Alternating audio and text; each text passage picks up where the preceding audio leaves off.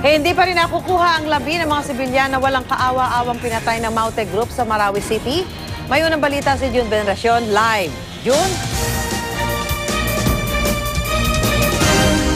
Susan, kahapon nga naiulat natin yung tungkol sa siyam na sibilyan na walang awang pinatay ng Maute Group sa Marawi City. Ngayon napag-alaman natin na Susan, na hindi pa rin pala nare-recover hanggang ngayon ang katawan, ang bangkay ng mga biktima.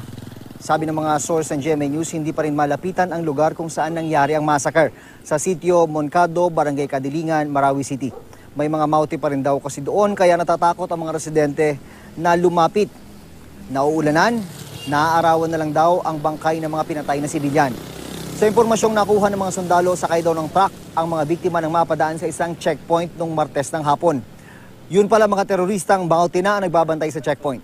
Pinababa sila, isa-isang itinali at pinagbabaril. Halos hindi nang araw makilala ang ilan dahil sa dami ng tama ng mga bala. Lahat sila ay mga Kristiyano. Manaka-naka na lang ang putukan sa Marawi City habang tuloy ang pagtugis ng mga sundalo sa mga terorista sa labas ng downtown. Sa huling tala ng 1st Division ng Army, 5 tropa ng gobyerno at 13 Maute na ang patay. Sobrang higpit ng seguridad lalo na sa mga checkpoint. Kagabi umalis kami ng Marawi City pasado alas 9 ng gabi pabalik dito sa Iligan City. Nakadating kami dito sa Iligan bandang alas 3 na kaninang madaling araw. Mahigit 5 oras yun na biyahe dahil sa traffic resulta ng checkpoint ng militar. Ang karaniwang biyahe, wala pang 1 oras. Ang problema kasi dito, Susan, undermanned yung checkpoint papasok ng Iligan City. Susan. Yun, may balita ba doon sa pare at ilan pang mga parishioners na kasamang kinuha nitong mga miyembro ng Maute Group? Kabilang yan, Susan, sa mga itinanong natin sa 1st Division ng Army kung ano bang estado nung sinasabing ulat nga na may mga hawak na hostages yung papatakas na Maute Group. Sabi nila ay patuloy nila yung bine-verify, hindi pa daw yun confirm hanggang ngayon. Bagamat may mga nakadevote na daw sila ng mga puwersa para hanapin yung grupo na yan at para matukoy nga kung may hawak nga sila ang mga bihag. Susan. Jumali ba doon sa pare at sa sinasabi mga parishioners, may mga nakuha ba kayo impormasyon kung may mga iba pang bihag itong grupo na to? Yun ang hindi pa masabi ng militar, Susan, bagamat ang lumulutang ng mga impormasyon dito ay tungkol doon sa mga pare at mga parishioner pa lamang na bitbit nga daw ng grupong Maute habang sila ipapatakas, Susan. Diyan sa pag-iikot nyo, June, paano yung sitwasyon na nakikita mo? Sino ba ang may control? May mga area ba na may control ang militar o itong mga miyembro ng Maute? Unahin ko lang yung sitwasyon na, Susan, nung pumunta kami, dumating kami dyan sa Marawi City kahapon.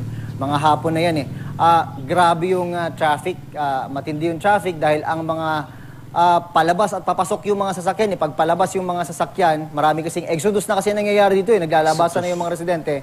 Palayo ng Marawi City, nakikitulog yung mga ilan sa mga kamag-anak nila dito sa Iligan City at iba pang kalapit na syudad. Pero meron din naman mga papanik. Ang nangyayari dyan, chine-checkpoint lahat yung mga yan. Sinisiguro na walang makakalabas at walang makakapasok ng mga Maute sa Marawi City. Yung sa nakita nating lugar, Susan, mga nadata natin, talagang masasabi natin ghost town. Yung alam naman natin, pamilyar tayo dito sa Marawi City, mataong lugar ito. Pero kahapon, nung mapasok natin ito, ay talagang walang katao-tao, mga government forces lang yung ating nakita. Pero naririnig namin yung mga putukan. Actually, na dumating kami, may mga nasusunog pa nga infrastructure. Pero naririnig na lang namin mga manakanakang putukan. At nakakonsentrate na lang daw ngayon yung labanan doon sa outskirts ng syudad. So, ang nangyayari dito, parang nangyayari close quarter combat na yung nangyayari. Nagkakaroon ng door-to-door para masigurong clear yung mga bahay habang papa-advance yung mga tropa ng pamahalaan. At dito na nga pumapasok yung kahalagahan kung bakit meron silang mga ipapasok na mga special units na sanay sa mga labanan na close quarter, Susan.